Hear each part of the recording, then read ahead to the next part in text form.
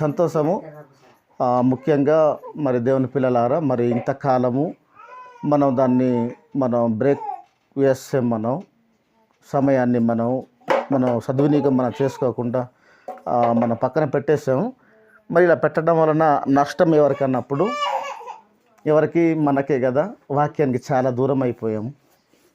దేవుని సన్నిధికి మనం రాకుండా చాలా దేవుని బాధపరిచిన వాళ్ళం అయ్యాం కానీ ఇలాంటి సందర్భాలలో పరిస్థితిని బట్టి ముందు వెనక అయినా కానీ మనం ముందుకు సాగాలి, ముందుకు వెళ్ళాలి. ముఖ్యంగా మరి దేవుని సన్నిధికి రావటం అనేది దేవి ద్వారా పాడిన ఒక చివరి ఒక తరుణంలో ఇది దేవుని సన్నిధికి, దేవుని కార్యక్రమం జరిగే ఈ కార్యక్రమానికి పలికిన ఆహ్వానం, పిలుపు. ఇది దేవుడు మా సువార్త వలన ఆయన పిలిచిన పిలుపు అని మనందరం కూడా లోబడి దేవుని సన్నిధికి మనం వచ్చాము. సంతోషం. ముఖ్యంగా మీరందరూ కూడా మరి మా దేవుని సన్నిధిలో మీరు వచ్చిన అందరం కూడా ప్రభుని నమ్ముకున్న వాళ్ళమే. ప్రభుని నమ్ముకున్న మనం అందరం కూడా ఎలా మన ప్రభు సన్నిధిలో గడవాలి, ఉండాలి అనేది మన అందరికీ అవసరమైనటువంటి పాఠాన్ని ఈరోజు మనం నేర్చుకోవడానికి ఇష్టపడదాం. కొన్ని సందర్భాలలో కొన్ని మాటలు నేను చెప్పడానికి మీ ముందు ఉంచడానికి ఆశపడుతున్నాను. మరి అలాగే ఖచ్చితంగా మీరు ప్రభుని నమ్ముకున్నాను అనడానికి మీరు ఎలా రుజువుపరచాలి దేవుని సన్నిధిలో? దేవునికి సంఘ ప్రకటనలో చెప్పబడినటువంటి ప్రతి ఒక విషయాన్ని మీరు ఆలోచించి మీరు సర్దుకొని సరిచేసుకొని తగిన సమయానికి మీరు వెళ్ళటం, ఇది ప్రభు దృష్టికి, ప్రభు సన్నిధిలో ఆయన ఎదుట ఆయనకు మీరు చూపించుకున్నట్టు. మీరు మర్చిపోకూడదు. నేను ప్రభుని నమ్ముకున్నాను అనడానికి తగిన సమయాన్ని, సమయ పాలనను నువ్వు పాటించినప్పుడు నయందు భక్తి కలిగి ఉన్నారు నా పిల్లలు. మరి ఆయన చెప్పిన అంటే నేను ఏర్పాటు చేసినటువంటి దైవ సేవకుల ద్వారా పలకబడినటువంటి ప్రతి విషయానికి ఖచ్చితంగా నెరవేరుస్తున్నప్పుడు నా మాట కూడా ఖచ్చితంగా నెరవేరుస్తారనే ఆశయం ప్రభువులో ఉంటుంది, దేవునిలో ఉంటుంది. కాబట్టి నేను నమ్మేనంటే సమయాన్ని గడిపి మనం రావడం కాకుండా తగిన సమయానికి రావడానికి ప్రయత్నం మనం చేయాలి. ఈరోజు ముఖ్యంగా ఈరోజు నమ్మకం గురించి మొట్టమొదట మనం తెలుసుకుందాం. నమ్మకం గురించి. ఈ నమ్మకం కొన్ని మనకు అర్థం కావటం లేదు. నమ్మకం అంటే ఏంటి చెప్పండి?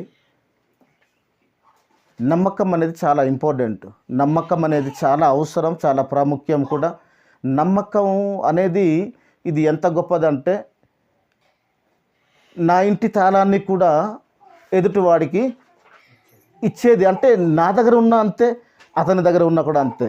అంత గొప్ప నమ్మకం, అంత ఆయనకి మన మధ్యకు ఉన్నటువంటి గొప్ప సత్సంబంధమైనటువంటి ఒక బంధాన్ని చూపించే గొప్ప లక్షణం, గొప్ప నమ్మకం అనేది చాలా ఇంపార్టెంట్ మనకు.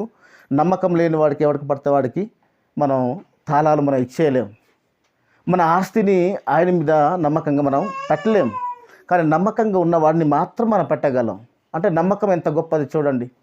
మనకున్నటువంటి సర్వాన్ని కూడా ఆయన చేతికి అప్పగించేంత గొప్పదా నమ్మకం? చాలా గొప్పది కదా. నమ్మకం ఉంటే నీకు రూపాయి లేకపోయినా ఆ నమ్మకం ఉంటే ఆ వ్యక్తి నిన్ను ఏం చేస్తాడు? ఆ సమయానికి ఆదుకుంటాడు, నీకు ఎన్నైనా ఇస్తాడు. నీ ఎంత కావాలన్నా వీలైతే నువ్వు ఊహించలేవు, ఎక్కువ ఇస్తాడు నీ నమ్మకాన్ని బట్టి. అంటే నమ్మకం అంత గొప్పదంటే చాలా గొప్పది. ఈ నమ్మకం మనుషులకే కాదు, ప్రభుకు కూడా చాలా అవసరం, చాలా విలువైనది. నమ్మకం అనేది ప్రభు కూడా నమ్మాలి, మనుషులు నమ్మాలి, ప్రభు కూడా నమ్మాలి. మనుషులకు నమ్మకంగా ఉండాలి, ప్రభు కూడా నమ్మకంగా ఉండాలి. ఈ లక్షణం ఎవరిది? మనుషులదా అంటే దేవునిది. ఈ లక్షణాలు ఏదైనా మంచి అనేది, ఈ ఆరోగ్యకరమైనటువంటి లక్షణాలు ఇది మనుషులది కావివి, దేవునిది, తండ్రిది. నువ్వు విధేయత కలిగి ఉండాలన్నా, నువ్వు విశ్వాసం కలిగి ఉండాలన్నా, నమ్మకం కలిగి ఉండాలన్నా, ప్రేమ కలిగి ఉండాలన్నా, దయ కలిగి ఉండాలన్నా, కరుణ హృదయము, మనసు కలిగి ఉండాలన్నా, ఈ లక్షణాలు ఇవంతా కూడా ఎదుటివాని గురించి మనం ఎన్ని రిస్కులు భరించాలన్నా అంత తగ్గించుకొని ఇవంతా కూడా ప్రభు మనసు, తండ్రి మనసు. తండ్రి మనసు ఏంటో యేసుక్రీస్తుల వారు వచ్చి ఏం చేశారు? పరిచయం చేశారు, తెలియజేశారు, మా ముందు ఉంచాడు. ఆయన మాదిరి చూపించాడు, తండ్రి మనసు ఇలాంటిది అని. అంతేనా? కాబట్టి మనం ఈరోజు నమ్మకం గురించి మనం నేర్చుకుందాం. నమ్మకం ఉన్న వానికి మాత్రమే, అంటే నమ్మకం ఎలా కలుగుతుంది? మనం ఎలా నమ్ముతాం ఎదుటి వాడిని? వీడు నమ్మకంగా ఉన్నాడు, దేవుని యందు చాలా భక్తి కలిగి ఉన్నాడు, నమ్మకం కలిగి ఉన్నాడు, మంచి విశ్వాసం కలిగి ఉన్నాడు, దేవుని వాక్యాన్ని ఖచ్చితంగా వీడు బోధించగలడు. అంతేనా? దేవుని యందు ఈయనకున్నటువంటి గొప్ప ఆసక్తి మాకు తెలుసు. బోధించుటకు, ఎదుటి వారిని బోధించడానికి సామర్థ్యం, శక్తివంతుడైనటువంటి వాడు, ఖచ్చితంగా వీడు బోధించగలడు, నేను నమ్ముతున్నాను అనే ఒక రుజువుపరచుకునేది నమ్మకం అంటే. అవునా కాదా? ఏమో వీడు నమ్మకం లేదా అంటుంటాం కదా, చూడండి కొన్ని సందర్భాల్లో. ఏమో వీడు సరిగా చెప్పగలడో లేదో, వీడు సరిగా మాట్లాడగలడో లేదో, అలాంటి వారిని ఇలా నమ్ముతాం? నమ్మలేము మనం. లేదు, పర్వాలేదు, బల్లగుద్ది ఆయన గురించి చెప్పే అంత నమ్మకము ఆయన చూపించాలి. మనకు తెలిసిన తర్వాతనే ఆయన గురించి మనం చెప్పగలం, లేదా నమ్మకంగా మనం ఆయనకి ఏదైనా మనం ఇవ్వగలం. కాబట్టి నమ్మకం అనేది చాలా ఇంపార్టెంట్. నమ్మకం ఉంటేనే సంఘంలో బోధించడానికి కానీ, ఒక సేవ పరిచర్య జరిగించడానికి కానీ ఆ వ్యక్తికి అప్పగిస్తాం. నమ్మకం లేని వాడికి మనం ఎట్టి పరిస్థితుల్లో మనం అప్పగించలేం. అర్థమవుతుందా? కాబట్టి నమ్మకం అనేది చాలా ఇంపార్టెంట్. ఒక సంఘంలో ఒక పెద్దగా నియమించాలన్నా, గ్రామంలో ఒక పెద్ద మనిషిగా నియమించాలన్నా ఆయన మంచి చెడులను తెలుసా తెలియదా? ఆయన మంచిగా మాట్లాడగలడా లేడా? అంటే న్యాయము ఎదుటివారిని ఏదో కష్టాల్లో వచ్చినప్పుడు, బాధ వచ్చినప్పుడు, లేదంటే ఏదో ఇరుకులలో ఆయన ఇరుక్కుని ఉన్నప్పుడు ఇరుకు నుంచి విడిపించగలడా, కాపాడగలడా, న్యాయం చేయగలడా? ఇవంతా కూడా తెలిసిన తర్వాత ఎవరిని పెద్దగా నియమించాలో ఆ వ్యక్తిని, ఎవరిని అంటే నమ్మకం. మనం ఎవరిని నమ్ముతాం? మంచి మాటలు కారి, మంచి అనుభవం గలవాడు, ఈయన మంచిగా న్యాయం జరిగిస్తాడు, ఈయన చక్కగా మాట్లాడతాడు, ఎవరిని బాధ పెట్టాడు, ఇరుపక్షాన న్యాయబద్ధంగా మాట్లాడతాడు. మరి చాలామంది ఉన్నారు, కానీ ఆయన మాత్రం మనకు కరెక్ట్గా అనిపిస్తున్నాడని మనం ఎంచి ఆ తర్వాత పెద్దగా ఒక మనిషిని మనం డిసైడ్ చేసుకుంటాం, నమ్మితేనే కదా. కాబట్టి అలాగే నమ్మకమైన వాడికి ఒక పెద్ద మనిషిగా సంఘంలో కావచ్చు, గ్రామంలో కావచ్చు, లేదనుకుంటే ఈ పంచాయతీ పరిధిలో అయితే ఒక సర్పంచ్గా మనం ఓట్లు వేయాలనుకున్న నమ్మకమైన వారికి మాత్రమే మన ఓటును మనం అమ్ముతాం, మనం ఇస్తాం, ఉచితంగా మనం ఇస్తాం కూడా. కాబట్టి నమ్మకం అనేది చాలా ఇంపార్టెంట్. అందుకే పౌలు గారు అంటాడు, నమ్మకమైన వానికి నువ్వు అప్పగించాలి అని. సంఘములో నమ్మకంగా ఉన్నవానికి మాత్రమే బోధించడానికి అప్పగించమంటాడు. అంటే నమ్మకం అనేది చాలా ఇంపార్టెంట్. ఏదైనా అప్పగించే ముందు నమ్మకం అనేది చాలా ప్రాముఖ్యము అనేది మనకు అర్థమవుతుంది. ఇప్పుడు మన దేవుని కూడా, మనం ప్రభువుని నమ్ముకున్నాం. మనం అందరం కూడా ఏం చేస్తున్నామంటే ప్రభువుని మనం నమ్ముకుంటున్నాం. ప్రభువుని మనం నమ్ముకోవాలి, కానీ అంతేనా? ప్రభువుని ఎందుకు నమ్ముకోవాలి? ప్రభువుని మనం ఎందుకు నమ్ముకోవాలో ఒక విషయం మనం నేర్చుకుందాం. ప్రభువుని ఎందుకు నమ్ముకోవాలంటే, మీరు ఎందుకు నమ్ముకున్నారు, నేను ఎందుకు నమ్ముకున్నాను, మన అందరం కూడా ప్రభువుని ఎందుకు నమ్ముకుంటున్నాం, ఆయన వెంబడిస్తున్నామంటే, ప్రభుని ఎందుకు నమ్ముకుంటున్నామో బైబిల్ గ్రంథంలో ఖచ్చితమైనటువంటి వివరణ మనకు అర్థమవుతుంది. మొదటి యోహాను సువార్త ఒకసారి తీస్తారా? మొదటి యోహాను సువార్త తీయండి. లేదనుకుంటే మనకు సమయం లేదు కనుక ముందుకు వెళ్ళిపోదాం, కొన్ని విషయాలు నేర్చుకుందాం. మీకు పరిచయానికి ఈ మాటలు చెప్తున్నాను. ప్రభువుని మనం ఎందుకు నమ్ముకోవాలి? ప్రభువుని నమ్ముకోవడం వలన మనకు ఉపయోగం ఏంటి? ప్రభువుని నమ్ముకోవడం వలన మనకు జీవనం ఏంటి అని ఆలోచన చేసినప్పుడు 2వ అధ్యాయం 25వ వచనంలో అక్కడ వ్రాయబడినటువంటి విషయం మనకు అర్థమవుతుంది. ప్రభువుని ఎందుకు నమ్ముకున్నామంటే మనం అది చూసారా, నిత్యజీవం అనుగ్రహించునను అనున్నదియే ఆయన తానే మనకు చేసినటువంటి వాగ్దానమాట. చూడండి, ఆయన మనకు తానే చేశాడు, ఎవరో చేయలేదు, ఎవరో చెప్తే చేయలేదు. తానే స్వయాన్న మనకు వాగ్దానం చేసినటువంటి ఒక జీవం ఉంది, నిత్య జీవం. అంటే ఆయన్ను తండ్రిని మనం నమ్మటం వలన మనకు ఏం కలుగుతుంది? కుమారుని మనం స్వీకరించడం వలన నిత్య జీవం మనకు దక్కుతుంది. నిత్య జీవం అంటే యెహోవాను, దేవుని మనం నమ్ముకోవడం వలన మనకు ఏం కలుగుతుంది? ఆయన నిత్య జీవం గలవాడు. అలాంటి నిత్య జీవం గల వాణిని మనం నమ్మటం వలన మనకేం కలుగుతుంది చెప్పండి? నిత్య జీవం మనకు లభిస్తుంది. అంటే యెహోవాను, దేవుని నమ్ముకోవడం వలన మనకు ఏం కలుగుతుంది అంటే మనకు నిత్య జీవం. అందుకు మనం నమ్ముతున్నాం, అందుకు ఆయన మనం వెంబడిస్తున్నాం. ఆ నిత్య జీవం ఎక్కడుందంటే వాక్యంలో, ఆయన మాటల్లో ఉంది. ఆయన మాటల్లో జీవం ఉంది, ఆత్మ ఉంది. ఆయన మాటల్లో జీవం ఉంది. కనుకనే ఆ జీవపు కలిగినటువంటి వాక్యాన్ని మనం నేర్చుకోవడానికి, వినడానికి మనం కూడా కూడుకున్నాం. ప్రభుని ఎందుకు నమ్ముకోవాలి చెప్పండి? దేవుని ఎందుకు మనం నమ్ముకున్నాం చెప్పండి? నిత్య జీవం మనకు దొరుకుతుంది అని. ఆయన నమ్ముకుంటే నిత్య జీవం దేవుడు మనకి ఇస్తాడని, అందుకు మనం నమ్ముతున్నాం. ప్రభుని మరి నమ్మండి ఎలా నమ్ముతారు వాళ్ళు? మనం చెప్పాలి కదా. ప్రభుని నమ్మండి అంటే వారు ఎలా నమ్మేస్తారు? ప్రభుని నమ్మటం వలన ఉపయోగం ఏంటో మనకు చెప్పాలి. ఆ ఉపయోగం ఏంటంటే ఆయన నమ్మటం వలన మనకు నిత్య జీవం మనకు లభిస్తుంది. ఆ నిత్య జీవం పూర్ణ మార్కెట్లో మనకు దొరకవు, ఎక్కడ ఏది అమ్మరు. కానీ అది ప్రభుని కేవలం నమ్మటం వలన ఉచితంగా మనకు దొరుకుతుంది. అది ఒకవేళ భూమి మీద ఎక్కడ కూడా మనకు లేదు. ఒకవేళ ఉన్నా కానీ దాన్ని కొనలేము, నిత్య జీవాన్ని కొనలేము. కొంతకాలం బ్రతుకు మాత్రం ఒకవేళ సంపాదించుకోవచ్చు, కానీ నిత్య జీవాన్ని మాత్రం మనం పొందుకోలేము. అది ఎవరు అమ్మకూడదు కూడా, మనసు దగ్గర లేదు కూడా. మనుషులందరూ కూడా ఆయన దగ్గర నుంచి పుచ్చుకోవాలి. అది ఎవరికి లభిస్తుందంటే ఆయన వాక్యాల ప్రకారంగా బ్రతుకుతున్న వారికి, ఆయన మాటలు విన్న వారికి, ఆయన నమ్ముకున్న వారికి మాత్రమే ఈ నిత్య జీవం అనేది లభిస్తుంది. అందుకే నిత్య జీవం ఇది ఏమనుకుంటారు? వాక్యం వినేసి సరిపోద్దా? అంతేనా? ఆయన నమ్మేసుకున్నానంటే సరిపోద్దా? అది దేవుడు ఏదైతే చెప్తున్నాడో ఆ ఆజ్ఞల ప్రకారంగా మనం అనుసరించినప్పుడు, ప్రవర్తించినప్పుడు మనకేం కలుగుతుంది? మనకు నిత్య జీవం కలుగుతుంది. మరి వాక్యం ఏమని చెప్తుంది? సహోదరుల ఐక్యత కలిగి మీరు ఉండండి అంటుంది. మీరు ఆ సహోదరుల ఐక్యత కలిగి ఎక్కడైతే ఉంటున్నారో అక్కడ నిత్య జీవం ఉండాలని ఆయన ఇష్టపడ్డాడు. ఆ అర్హత సంపాదించుకోవాలి భూమి మీద. ఆ అర్హత నువ్వు సాధించుకోగలిగితే భూమి మీద అందరితో, అప్పుడు పరలోక రాజ్యంలో ఆ నిత్య జీవాన్ని పొందుకుంటాం. ఏది వాక్య ప్రకారంగా మనం ప్రవర్తించేది? ఆయన నిత్య జీవం ఇస్తానంటున్నాడు ఉచితంగా, కానీ మనం పొందలేకపోతున్నాం కదా. కాబట్టి దేవుణ్ణి ఎందుకు నమ్మాలంటే నిత్య జీవం మనకు ఆయన ఇస్తాడని, నిత్య జీవం మనం పొందుకోవాలని ఆయన మనం నమ్ముతున్నాం. అంతేనా? ఇక మరి దేవుడు ఆ కాలములో మరి ఎవరు కూడా ప్రభువుని నమ్మలేదు, యెహోవాను నమ్ముకోలేదు, తెలియలేదు ఇక్కడ ఆ కాలాలలో. అలాంటి కాలాలలో అబ్రాహాము గారు దేవుని నమ్ముకున్నట్టు మన బైబిల్లో మనం చూస్తాం. దేవుని నమ్ముకున్నాడు. అబ్రాహాము గారు కూడా దేవుణ్ణి నమ్ముకున్నాడు. అంటే ఆదికాండం 15వ అధ్యాయం 6వ వచనంలో మనకు కనబడుతుంది. అబ్రాహాము దేవుని నమ్ముకున్నాడు. నమ్మటం వలన అతనికి ఏమి వచ్చింది చెప్పండి? అబ్రాహాము దేవుని నమ్మెను, అది అతనికి నీతిగా ఎంచబడ్డ. నమ్మటం వలన ఏం కలుగుతుందంటే మనకు నీతి వస్తుంది. ఊరకే మనకు రాదు, నమ్మితేనే.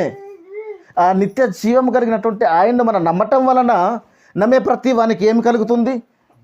నమ్మితే నువ్వు డబ్బులు ఇచ్చి కొననవసరం లేదు, అమ్మనవసరం లేదు, కొననవసరం లేదు. నువ్వు ప్రభువుని, ఆయన నిత్య జీవం గల ఆయన నమ్మితే నీకు నీతి కలుగుతుంది. ఆయన నీతిమంతుడు. ఆ నీతిమంతుడు నమ్మితే నీకు ఉచితంగా దేవుడు నీతిమంతుడుగా నీకు సర్టిఫికెట్ ఇస్తాడు, నీకు గుర్తిస్తాడు నేను నీతిమంతుడు అని.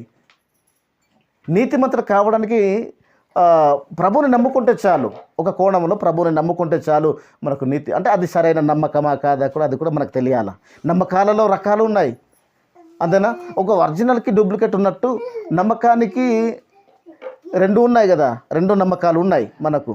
3వ నమ్మకాల వరకు కూడా పరిగెడుతుంది ఈ రోజుల్లో, 3వ నమ్మకాలు ఏదైనా. కాబట్టి సరైన నమ్మకమే అయితే అది నీతిగా దేవుడే ఎంచుతాడు, నీతిమంతుడు అని.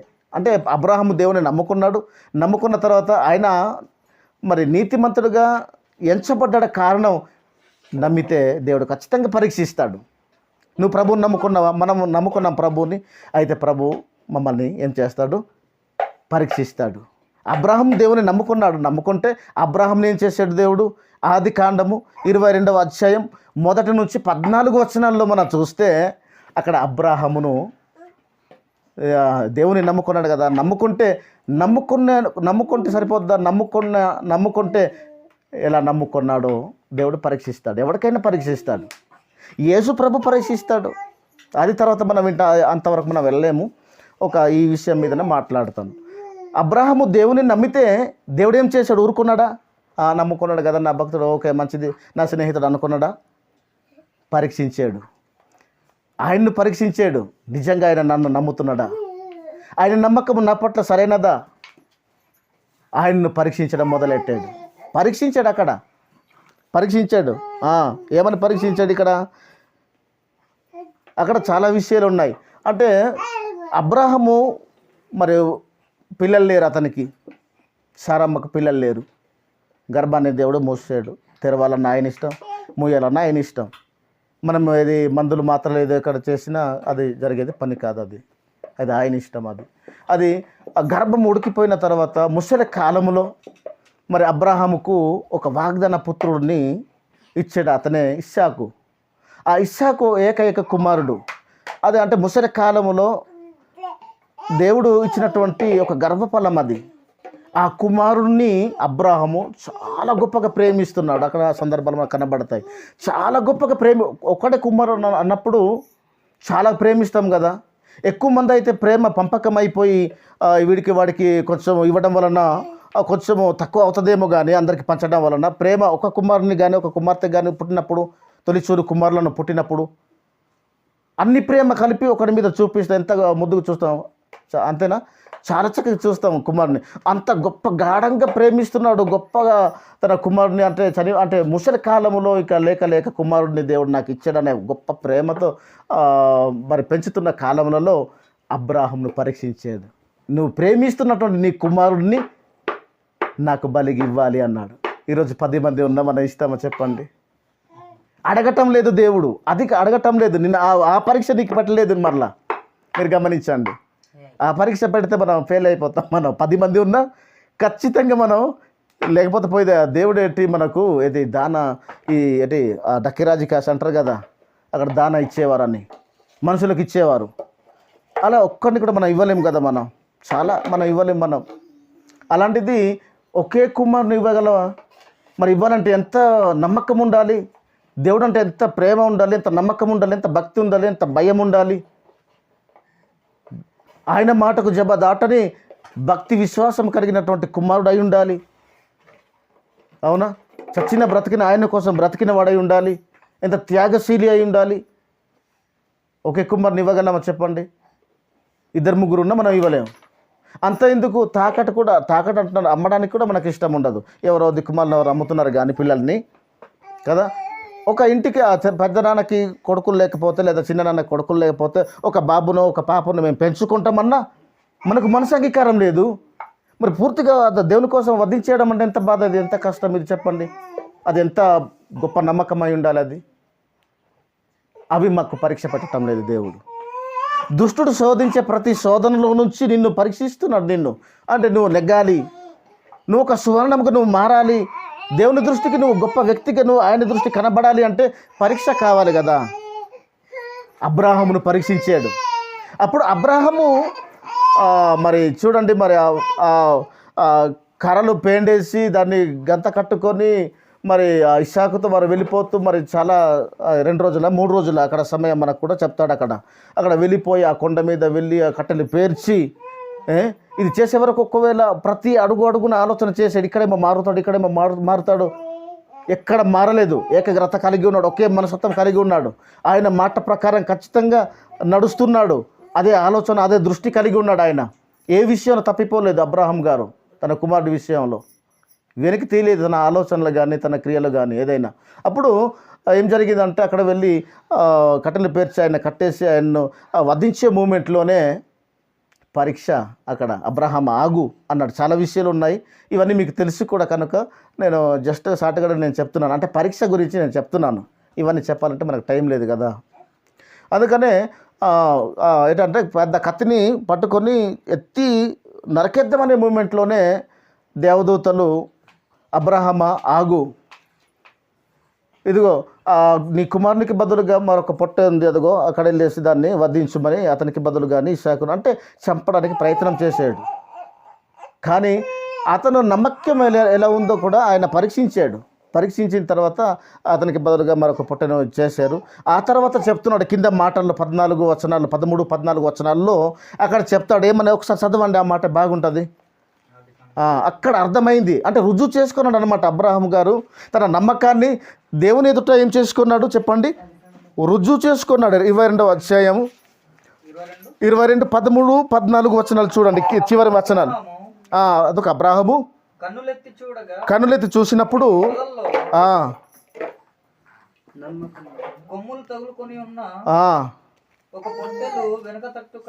కనబడింది. అబ్రహాం అప్పుడు వెళ్ళి ఆ పొట్టను పట్టుకొని తన కుమారునికి ఇస్సాకుకి బదులుగా పెట్టి దహన బలిగా దానిని అర్పించేశాడు. అబ్రాహాము ఆ, యెహోవా ఈరే అను పేరు పెట్టాడు. దానికి మీదనే ఉంటుంది ఏ విషయాలు ఉంటాయి అక్కడ. నువ్వు నిజంగా దేవునికి భయపడువాడవు, దేవునికి లోబడువాడవు అని దీన్ని బట్టి నాకు అర్థమైంది అని అన్నాడు అక్కడ. ఆ మాట అంటది దేవదూత, చూడండి అక్కడ ఆ కింద మీద మాటల్లోనే. అబ్రాహము అంటే 11-12 వచనాల్లో చూడండి, అక్కడ మనకు కనబడుతుంది. ఒకసారి ఆ మాట చూస్తే మనకు తెలుస్తుంది. అక్కడ రుజువు చేసుకున్నాడా 11 నుంచి యెహోవా దూత పరలోకము నుండి అబ్రాహమా అని పిలిచి, అందుకు అబ్రాహం గారు చిత్తం ప్రభువా అని చెప్పి కింద అన్నాడు. ఇక అప్పుడు ఆయన ఆ చిన్నవాని మీద నువ్వు చెయ్యి నువ్వు వేయొద్దు, అతన్ని నీ కుమారుని ఏమి చేయొద్దు, నీకు ఒక్కడైనటువంటి నీ కుమారుడైనటువంటి ఇస్సాకును నాకు ఇవ్వడానికి వెనక్కి తీయలేదు. ఇది చూస్తారా, నువ్వు నిజంగా నువ్వు దేవునికి భయపడేవాడవు నువ్వే అని ఈ విషయం వలన, ఈ కార్యం వలన, ఈ క్రియల వలన నాకు కనబడింది అంటే రుజువు చేసుకున్నాడా. యెహోవాను ఆయన నమ్ముకుంటే సరిపోద్దా? నమ్ముకున్నాను అనడానికి రుజువు ఏంటి అన్నప్పుడు పరీక్షించాడు, నిజంగా నమ్ముకున్నాడా లేదా. రుజువు అయింది, నిజంగా దేవుని అంత భయపడవాడు అని దీన్ని బట్టి నాకు అర్థమైంది. చంపేయడానికి కూడా ప్రయత్నం నువ్వు చేసావు, కాదని లేదు. దేవుడు ఎలా చెప్తే అలా నువ్వు చేయడానికి ఇష్టపడ్డావు, అది నమ్మకం అంటే. నిజంగా నువ్వు రుజువు చేసుకున్నావు, దీన్ని బట్టి దేవుని మాట యందు, దేవుని యందు భయము భక్తి కలిగి ఉండడం అనేది ఈ ఇందువలంగా అర్థమైంది అని అంటున్నాడు. అంటే అది రుజువు చేసుకున్నాడు అన్నమాట, తన నమ్మకాన్ని రుజువు చేసుకున్నాడు అబ్రాహాము. మరి ఈరోజు నీ నమ్మకం నమ్మకం ఎలా రుజువు చేసుకుంటున్నావు చెప్పండి, ఎలా రుజువు పరచుకుంటున్నావు? కాబట్టి చూడండి ఏమంటున్నాడు, అతను దేవుని నమ్మటం వలన నీతిమంతుడుగా తీర్చబడ్డాడు. నీతిమంతుడుగా తీర్చబడడానికి కారణం తన క్రియలు లేని విశ్వాసం వ్యర్థమే కదా, మృతమే కదా. అంటే విశ్వాసంతో పాటు ఏముండాలి? క్రియలు కూడా ఉండాలి. నమ్మకం, నేను నమ్మేనంటే సరిపోద్దా? నువ్వు నమ్మేన అనడానికి రుజువు ఏంటంటే నువ్వు చేసే క్రియలే. ఆ క్రియల వలన నీతిమంతుడుగా తీర్చబడ్డాడు, దేవుని యందు భయము భక్తి కలిగి ఉన్నవాడని రుజువు చేసుకున్నాడు. నేను నిజంగా నన్ను నమ్ముకున్నాడు అని రుజువుపరుచుకున్నాడు తండ్రి అయిన దేవుణ్ణి. చూసారా నమ్మకం, అలాంటి నమ్మకం ఉండాలి. ఇప్పుడు మరి సంఘ ప్రకటనలో కృష్ణ చెప్పిన లేదా సీమోను చెప్పిన నేను చెప్పిన ప్రభు మహిమ నిమిత్తమై మేము ప్రకటన మేము జారీ చేసిన తర్వాత ప్రకటన ప్రకారంగా మనం ప్రవర్తించినప్పుడు దేవుని యందు నిజంగా భక్తి కలిగి ఉన్నారు అనడానికి రుజువు ఆ దేవునికి మీరు రుజువు చేసుకునే వాళ్ళు అవుతారు కదా. కాబట్టి ఇక మరి ఒక విషయాన్ని నేను చెప్తాను. దేవుని నమ్మితే నీతి కలుగుతుంది. ఓకే, నీతి ఊరకాయ మనకు రాదు అనేది మనకు ఖచ్చితంగా మనకు అర్థమవుతుంది. ఆయన చెప్పిన ప్రకారంగా అనుసరించి ప్రవర్తించినప్పుడే ఆయన నీతిమంతుడిని గుర్తిస్తాడు, గుర్తింపు మనం పొందుతాం. ఆయన చెప్పిన ప్రకారంగా ఏం చేశాడు అబ్రాహాం గారు? అలానే ప్రవర్తించాడు కదా, అలాగనే క్రియలు జరిగించాడు కదా. అది జీవించడం, ప్రవర్తించడం అంటే ఆయన చెప్పిన ప్రకారంగా మనం చేయటమే. అలా చేయటమే నీతి, అలా చేయటమే మన విశ్వాసానికి, మన నమ్మకానికి రుజువు. అర్థమవుతుందా? దేవుడు గుర్తించాలంటే చూడండి, దేవుడు గుర్తించాలంటే ఆయన చెప్పిన ప్రకారంగా మనము బ్రతకటమే, చేయటమే, ముందుకు సాగటమే. ఆయన నమ్ముకున్నాను, నేను నమ్మాను అనడానికి రుజువు ఆయన నమ్ముకున్నాడు, నిజమే, అవును అనే నమ్మకం దేవుని ఎదుట మన ప్రవర్తనను బట్టి ఆధారపడి ఉంటుంది. ఇక నీతి మనకు ఊరకాయ రాదు కదా. నీతి అంటే ఏంటి? ఒకసారి అబ్రాహామి మరి నీతిమంతులుగా తీర్చబడ్డానికి గల కారణం ఏంటంటే, నీతి అంటే ఏంటి మనకి ఆల్రెడీ తెలుసు. ద్వితీయోపదేశకాండం ఎన్నిసార్లు మనం వింటుంటాం. 6వ అధ్యాయం 25వ వచనంలో చివరి వచనం అది. 25వ వచనంలో అబ్రాహాం గారు ఎలా నీతిమంతులుగా తీర్చబడ్డాడు? మరి మనకు ఊరకాయ నీతి వస్తుందా? నీతిమంతుడు అంటే నీతిమంతుడు అనేస్తుంటాం, భక్తి అంటే భక్తి అనేస్తుంటాం, విశ్వాసం అంటే విశ్వాసం అని అనేస్తుంటామే తప్ప ఆ విశ్వాసం అంటే మనకి ఎలా కలుగుతుందో, ఎలా పొందుకోవాలో కూడా మనకు తెలియదు. 25వ వచనం చూడండి, 6వ అధ్యాయం ద్వితీయోపదేశకాండంలో నీతి ఊరకయ్య మనకు రాదు. అబ్రాహాముకి 6వ అధ్యాయం 25వ వచనం, మన దేవుడైనటువంటి యెహోవా మనకు ఆజ్ఞాపించిన మనకు ఆజ్ఞాపించినటువంటి ఆయన సన్నిధిని ఆయన సన్నిధిని సమస్తమైన ఆజ్ఞలను సమస్తమైనటువంటి ఎన్ని అయితే ఆజ్ఞలు ఉన్నాయో సమస్తమైనటువంటి ఆజ్ఞలను అనుసరించి అనుసరించి మనం నడుచుకున్నప్పుడు మనం నడుచుకున్నప్పుడు మనకు నీతి కలుగు మనకు నీతి కలుగుతుంది. ఒక ఆజ్ఞ జారీ చేసాడు అబ్రహాం గారికి, నీ కుమారుడు నాకు ఇవ్వాలి బలి. ఆయన ఆజ్ఞది, దాన్ని అనుసరించి ప్రవర్తించాడు అబ్రహాము గారు. అనుసరించి ప్రవర్తించినప్పుడు రుజువు చేసుకున్నాడు, నేను నమ్ముకున్నాను అనడానికి. చంద్రయ్య వచ్చేయండి, ఇక్కడ కూర్చో, ఇక్కడ కూర్చో. అర్థమవుతుందా? నీతిమంతుడుగా అబ్రాహాము తీర్చబడడానికి గల కారణం ఏకైక నీ కుమారు, నువ్వు ప్రేమిస్తున్నటువంటి నీ కుమారుడు నాకు బలి అన్నాడు. అది ఆజ్ఞది, అది పరీక్ష. అది పరీక్షించడానికి ఒక ఆజ్ఞ జారీ చేస్తే ఆ ఆజ్ఞను అనుసరించి ప్రవర్తిస్తున్నప్పుడు మరల దేవుడు అడ్డగించాడు. అబ్రహమ ఆగు అని తన పరిచారకుడైనటువంటి ఆ దూతను పంపించి ఆగుమన్నాడు. చెయ్యమన్నది ఆయనే, ఆపుమన్నది ఆయనే. పరీక్ష కోసం చంపేడు దేవుడు నిన్ను పరీక్షిస్తున్నాడు. నీ నమ్మకం ఎలా ఉంది? నీకున్నటువంటి విశ్వాసం ఎలాగుంది? నాపై ఉన్నటువంటి బలమైనటువంటి నమ్మక ఏకాగ్రత ఏంటి? అసలు తెలుసుకోవాలంటే మనం పరీక్షించాలి వద్దా? ఒక స్టూడెంట్ని ప్రభుత్వం వారు పరీక్షిస్తున్నారు. ఒక సంవత్సరం వాడు చదువుకున్న తర్వాత ఒక పరీక్ష, నిజంగా ఆయన ఇలా పాఠం నేర్చుకుంటున్నారు, పిల్లల్ని ఎలా నేర్పిస్తున్నారు అనేది మరి గురువులు ఒక కష్టం ఏటో రిజల్ట్ తేలడానికి పరీక్షలు మనం అంతా కూడా రాస్తున్న వాళ్ళము రాస్తున్నారు కూడా. అంతే కదా, పరీక్ష అనేది లేనిది ఏది కూడా ఒక విలువగా మనకు ఉండదు. అంతే కదా, మన కష్టానికి ఫలితముగా ఒక మరి మనం దక్కించుకోవాలంటే దానికి ఎంతో కష్టపడి దాన్ని సంపాదించినప్పుడు దాని విలువ ఏంటో మనకు అర్థమవుతుంది. మనం ఊరకై మమ్మల్ని పాస్ చేసేస్తే మనకేం అర్థం అవుద్ది? సబ్జెక్ట్ ఉందో తెలియదు, లేదో తెలియదు. ఎవరికి తెలుస్తుంది? తెలియదు. పరీక్ష ఉండాలా, ఖచ్చితంగా పరీక్ష ఉండాలా. ఇక ఏమంటున్నానంటే చూడండి, ఆజ్ఞను అనుసరించి ప్రవర్తించినప్పుడు ఖచ్చితంగా మీరు మర్చిపోకూడదు, నీతి ఊరకై మనకు రాదు. నీతి ఎలా వస్తుందంటే ఆయన ఆజ్ఞలలో ఏముంది? నీతి ఉంది. ఆయన ఆజ్ఞల్లో నీతి ఉంది, నిత్య జీవం ఉంది. అంతేనా? అన్నీ ఉన్నాయి ఆయనలో, ఆయన మాటల్లో, ఆయన ఆజ్ఞల్లో. ఆయన ఆజ్ఞల ప్రకారంగా అనుసరించి ప్రవర్తించినప్పుడు మనకు నీతి అనేది మనకు కలుగుతుంది. లేకపోతే అనుసరించి ప్రవర్తించకపోతే లేదు, నీతి రాదు మనకు. అతిక్రమించిన వాళ్ళు అవుతాం. అతిక్రమిస్తే ఏం చేస్తున్నట్టు? పాపం చేస్తున్నట్టు. తప్ప ఆజ్ఞను మీరి మనం తప్పు చేస్తున్న వాళ్ళమే కానీ ఆజ్ఞను పాటిస్తూ మన నీతిమంతులమాను కాలేం మనం. ఇక్కడ మనం తప్పిపోతుంటే ఇక్కడ దుష్టుడు మమ్మల్ని ఏం చేశాడు? పాపం చేయిస్తున్నాడు మమ్మల్ని. సహోదరులు ఐక్యత కలిగి ఉండడం అనేది ఇది ఖచ్చితం కదా, మనకు ఇంపార్టెంట్ కదా. మన కోసం మీద ఆజ్ఞ జారీ చేశాడు కదా, అది పాటిస్తే అలా కట్టుబడి ఉంటే నీతిమంతులకు మనం తీర్చబడతాం. నిత్య జీవానికి మనం వారసులు అవుతాం మనం. కానీ అలా కూడా లేదు కదా. మరి సహోదరులు ఐక్యత కలిగి ఉండటం ఎంత మంచిది అన్నప్పుడు అంత మంచిది అని తెలిసిన తర్వాత మనం ఐక్యత కలిగి లేకపోతే ఆజ్ఞ నెరవేర్చినట్ట, ఆయన మాటలు లోబడినట్ట, ఆ ప్రకారంగా ప్రవర్తిస్తూ మనం జీవిస్తున్నట్ట చెప్పండి. మరి కాదు కదా. మరి ఆజ్ఞను అతిక్రమిస్తున్నామా లేదా? మరి పాపం చేస్తున్నట్టే కదా లెక్క. మరి ఎలా దేవుని నమ్ముకున్నావు చెప్పు? మనం ఇలా నమ్ముకున్నాం దేవుని చెప్పండి. ఆయన చెప్తున్నాడు, ఆజ్ఞ జారీ చేశాడు, అది పాటిస్తే ఖచ్చితంగా మన నీతిమంతులు తీర్చబడతాం మన ఆ వాక్యం వలనే, ఆ ఆజ్ఞ వలన. మరి ఆజ్ఞ ప్రకారంగా మనం ప్రవర్తించినప్పుడు మన ప్రభుని ఇలా నమ్ముకున్నాం. ప్రభుని నిజంగా నమ్మితే ఆయన మాట ఖచ్చితంగా వినాలి, చేయాలి, ఆయన ఇష్టాన్ని తీర్చాలి. ఏది తీరుస్తున్నాం మనం చెప్పండి?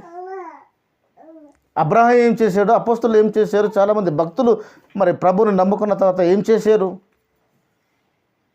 పని చేశారు, ఆయన చెప్పిన ప్రకారంగా జరిగించారు. అంతేనా? జరిగించారు, పొగడే లేదు. ఇక మనం చూద్దాం మరొక మాట కూడా. ఈ 4 విషయాలని చెప్పేసి నేను ముగించేస్తాను. ఒకసారి దేవుని నమ్మితే మనకు ఏం కలుగుతుంది? దేవుడు మనకు సర్టిఫికెట్ ఇవ్వాలా? రోమపత్రిక 2వ అధ్యాయం 13వ వచనంలో కూడా మీరు రాసుకోండి. దేవుని దృష్టికి ఎవరు నీతిమంతులు? దేవుని దృష్టికి ఎవరు నీతిమంతులు అన్నప్పుడు వాక్యం మనకు చెప్తుంది. మనం చెప్పేసి తప్పు, వాక్యం చెప్తేనే రైట్ మనకు. ఆజ్ఞను అనుసరించి ప్రవర్తించినప్పుడు మనకు కలిగేది నీతి, పాపం కాదు. ఇప్పుడు నీతిమంతుడు ఆయన దృష్టికి మనం నీతిమంతుడు తీర్చబడాలంటే ఎవరు?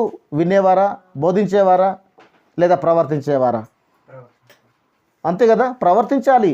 ప్రవర్తించినప్పుడే మన నీతిమంతులకు తీర్చబడతాం, అనుసరించినప్పుడే నీతిమంతులకు మనం తీర్చబడతాం. లేకపోతే నీతిమంతుడు కాదనే కదా అర్థం. ఒకసారి చదువుతారా, బాగుంటుంది. రోమపత్రిక 2వ అధ్యాయం 13వ వచనంలో వ్రాయబడినటువంటి విషయాన్ని చూద్దాం. చంద్రయ్య రాసుకున్నా. ధర్మశాస్త్రం వినువారు దేవుని దృష్టికి అది నీతిమంతులు కారు. ధర్మశాస్త్రాన్ని మనం వింటున్నాం, నేను బోధిస్తున్నాను, నేను వింటున్నాను, మిమ్మల్ని బోధిస్తున్నాను, మీరు వింటున్నారు. అంత మాత్రం మన నీతిమంతులమ్మా కాదు. కానీ ధర్మశాస్త్రమును అనుసరించి ధర్మశాస్త్రాన్ని వింటున్నా, మనం బోధిస్తున్నా, నేను కూడా అనుసరించి ప్రవర్తించు వారే అది చెప్పే ప్రకారంగా మనము ప్రవర్తించినప్పుడు, జీవిస్తున్నప్పుడు, జరిగిస్తున్నప్పుడు అప్పుడు ఎవరి దృష్టికి నీతిమంతులుగా తీర్చబడతాం చెప్పండి? ఎవరినైతే నమ్ముకున్నామో ఆయన దృష్టికి అలా ప్రవర్తిస్తున్నవారు నీతిమంతులుగా తీర్చబడతారు. నేను బోధిస్తున్నాను, గాలి దూలి లాంటి వారు కూడా పోయేవాడు కూడా, దారి నుంచి పోయేవారు కూడా వింటుంటారు. అన్నుడు కూడా వింటాడు కదా, విన్నంత మాత్రం వాడైనా నీతిమంతుడు అయిపోతాడు. సైతాను కూడా వాక్యమే చెప్తుంది, వాక్యమే బోధిస్తుంది. ఆ దుష్టుడు నీతిమంతుడు అయిపోతాడా? లేదు, కాదు కదా. సైతానుకి తెలిసినంత మనకు ఏమీ తెలియదు. సైతానికి బాగా తెలుసు. 66 గ్రంథాల్లో ఉన్న విషయాలు ప్రతీది కూడా ఆయనకే బాగా తెలుసు మనిషి కంటే. అందుకే తెలుసు కనుకనే వాక్యంతోనే మమ్మల్ని మోసగిస్తుంది. తెలియకపోతే ఇలాగ మోసగిస్తుంది, తెలిస్తేనే కదా మోసగించేది. వాక్యం బాగా తెలుసు దానికి. యేసు ప్రభుకే బోధించింది వాక్యంతో. అర్థమైందా? ఆ విషయాలు నేను చెప్పను, కానీ వాక్యంతోనే ఏది కూడా తప్పు లేకుండా బోధించింది యేసు ప్రభునే. అది యేసు ప్రభు పుట్టక మునుపు మరి తన ప్రవక్త అయినటువంటి, ఒక రాజు అయినటువంటి, ఒక భక్తుడైనటువంటి దావీదు ద్వారా 1000 సంవత్సరాల క్రితం వ్రాయబడినటువంటి విషయాన్ని మర్చిపోకుండా, మనం ఈరోజు చెప్పింది రేపటికి మనం మర్చిపోతాం, కానీ 1000 సంవత్సరాలు క్రీస్తుకు పూర్వము 1000 సంవత్సరాలు కీర్తన గ్రంథంలో వ్రాయబడినటువంటి విషయాన్ని ఖచ్చితంగా అసలు తప్పకుండా ఒక భావం కూడా మిస్ అవ్వకుండా యేసు ప్రభుని బోధించింది. మనమైతే మర్చిపోతాం. దుష్టుడికి తెలియదా? దుష్టుడికి బాగా తెలుసు. కానీ చూడండి, ఇక్కడ అంటున్నాడు, ధర్మశాస్త్రాన్ని వినువారు దేవుని దృష్టికి నీతిమంతులు కారట. ధర్మశాస్త్రాన్ని బోధించే ఈ శాస్త్రులు, పరిచయులు, ఈ పండితులు ఎవరు కూడా నీతిమంతులు కాదు. కానీ వినేవారైనా, బోధించేవాడైనా, ఎవడైనా సరే ధర్మశాస్త్రంలో వ్రాయబడిన ప్రకారంగా, ఈ 66 గ్రంథాలలో వ్రాయబడిన ప్రకారంగా తన మనసును పెట్టాడు, తన మనసును వ్రాయించాడు. ఆ ప్రకారంగా ఎవరైతే ప్రవర్తిస్తారో, జీవిస్తారో, క్రియ జరిగిస్తూ ఉంటారో, ఆయన ఇష్టాన్ని నెరవేరుస్తుంటారో వారిని దేవుడు గుర్తిస్తాడు. ఏమని? నీతిమంతుడు అని, నీతిమంతులు అని, నీతిమంతురాలు అని గుర్తిస్తాడు. ఆయన గుర్తించాలి, మనం గుర్తించేది సరిపోదు. మనం గుర్తించేది తప్పు. పాపం చేసేవాడిని కూడా, అతిక్రమించేవాడిని కూడా నీతిమంతుడు గుర్తిస్తాం. లోకం చర్చికి వెళ్తే చాలు ఒక భక్తుడని గుర్తిస్తుంది, కానీ దేవుడు గుర్తిస్తాడా? గుర్తించాడు. దేవుడు గుర్తించాలి కదా. మనం నమ్ముకున్నది ప్రభువుని, మనం ప్రార్థించేది ప్రభువుని. ఆయన వినాలి. ఆయన వినకపోతే ఎందుకు ప్రార్థన చేయాలి? అవునా కదా? మనుషులు వినాలని కాదు కదా, ఆయన వినాలి. ఆయన కోసం చేస్తున్నాం, ఆయనలో నుంచి మనకు ప్రతిఫలం మనం పొందుకోవాలి అని నీతిమంతులకు తీర్చబడతాం. ఇక మరొక విషయాన్ని కూడా చెప్తాను. ఏమంటున్నానంటే, నేను దేవుని నమ్ముకున్నాను అనుకుంటే సరిపోదు, కానీ మనము ఆజ్ఞల ప్రకారంగా అనుసరించి ప్రవర్తించడమే. ఆజ్ఞల ప్రకారంగా తన కుమారుడిని నాకు బలిగా అర్పించమన్నాడు. ఒక ఆజ్ఞ అది. అనుసరించాడు, పాటించాడు, క్రియ జరిగించటం వలన నయందు భయభక్తి కలిగి ఉన్నవని రుజువు చేసుకున్నామంటున్నాడు. నువ్వు నీతిమంతుడమని అన్నాడు. ఊరకై అనలేదు కదా, దేవుడు అనలేదు కదా. మనం నమ్ముకున్నాం ప్రభుని. ఎలా నమ్ముకున్నాం? మనం చర్చికే వెళ్ళాం. దేవుని సన్నిధి అంటేనే మనకు అసహ్యం, దేవుని సన్నిధి అంటేనే మనకు విరోధంగా మనం ఉన్నాం. మనం అక్కడ ప్రార్థన జరుగుతుంది అన్నా రారు. చూడండి ఎంత మనసు కలిగినటువంటి వారు. నాగ కానీ, చంద్రయ్య కానీ చాలా గొప్ప కార్యక్రమాలు కూడా, సేవా కార్యక్రమాలు కూడా చేస్తున్నాడు. ఈయన గురించి నేను గొప్పగానే దేవుని సన్నిధిలో నేను చెప్పాలి, అది ప్రభువుకి తెలుసు కూడా. ఒక మాట చెప్పగానే పరిగెట్టి వచ్చేసారు. వీరు దేవుని పిల్లలు. దేవుని సన్నిధికి విరోధులు అయితే నీ ఆపేస్తాడు దేవుడు. ఏం చేస్తావు? ఎక్కడి నుంచి కొన్ని తీసుకుని వస్తావు? అంత డబ్బు ఉందా? ఉచితంగా మనం అనుభవిస్తున్నాం దాన్ని. అలాంటిది దేవుని సన్నిధికి ఏదో మనిషి కోపం మీద రాకపోతే దేవుని సన్నిధిని మన విరుద్ధంగా ఉన్నట్టు కాదా? దేవుడే రివర్స్గా తన రివెంజ్ను తీర్చుకోవడానికి లేదా తన పగను తీర్చుకోవడానికి ఒకవేళ తిరుగుబాటు చేసిన సంగతి ఏంటి? ఊపిరి ఆపేస్తాడు, శ్వాస ఆపేస్తాడు. అవునా? నువ్వు చేసే ప్రతి పంట పురుగులు తినేస్తాయి, మిడతలు తినేస్తాయి. నువ్వేం చేస్తావు? నీ వల్ల ఏమైనా అవుతుందా? ఏం జరగదు. ఆయన ఇవ్వాలి, ఆయన పోషించాలి, సమస్తాన్ని దయచేసి ఆయన్నే తిరుగుబాటు చేసే స్వభావం ఇది. ఎవరికో ఒక మనిషిని కోపం మీద దేవుని సన్నిధికి రాకపోవడం, దేవుని మీద కోపం చూపించడమే తప్ప ఆ వ్యక్తిని కాదు కదా. దేవుని సన్నిధి అంటే అసహాయపడుతున్నారు ఈ రోజుల్లో. ఏదో మేము ఒక దేవుని ఏంటంటే సేవ చేయటం లేదు, మేము గొప్ప సేవలు చేస్తున్నాం, మేము పట్టుకున్నది బైబిల్, వాళ్ళు పట్టుకున్నది భగవద్గీత, అంతేనా? మేము నమ్ముకున్నది ప్రభువుని, వారు నమ్ముకున్నది దయ్యాన్ని అన్నట్టు అనుకుంటున్నారు వాళ్ళు. చాలామంది మన ఊర్లోనే నేను ఎంత బాధపడుతున్నాను, వీరికి తెలియక పొరపాటు పడుతున్నారని. అది మా మీద పగపడుతున్న, మా మీద పగని ప్రతీకారం చేస్తున్నాము, తీర్చుకుంటున్నాము అనుకుంటున్నారేమో కదా. దేవుని సన్నిధి అది, మాకు కాదు కదా అది. ఎంత బాధ అనిపిస్తుంటుంది నాకు, వీరికి తెలియక పొరపాటు పడుతున్నారు అని. కాబట్టి చాలా విషయాలు ఉన్నాయి, కానీ ఒక మాట చివరిగా నేను చెప్పేసి నేను ముగించే ప్రయత్నం నేను చేస్తున్నాను. ఇక సమయం ఎక్కువైంది, కానీ దేవుడు చెప్పిన మాట తప్పక చేయడమే, ఆయన చిత్తంలో నెరవేర్చడమే చెప్పండి నీతి, నమ్మకం. చెప్పండి, మీ నోట చెప్పండి. ఆయన చెప్పిన మాట ప్రకారం మాట తప్పక చేయడమే నీతి, నమ్మకం. ఆయన చెప్పాడు, ఒక మాట జారీ చేశాడు, నీ ఏకైక కుమారుడి నాకు బలి. మాట తప్పక ప్రవర్తించాడు, అనుసరించాడు. ఎవరు? అబ్రాహాము గారు. పరీక్షించాడు ఆయన, ఆ పరీక్షకు నెగ్గాడు, ఉత్తీర్ణత పొందుకున్నాడు, ఆయన రుజువు చేసుకున్నాడు.